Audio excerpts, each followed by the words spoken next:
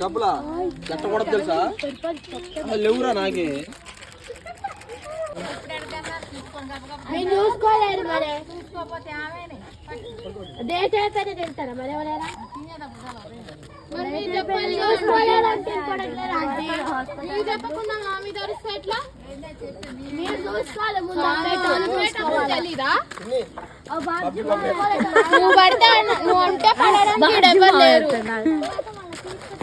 పైసలు చేసినాక పెద్ద అంటారు మాటలు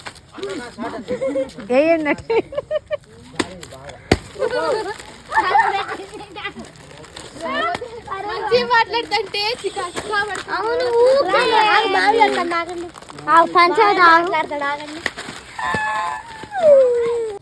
ఇదే దాన్ని నువ్వు చూసుకోవాలా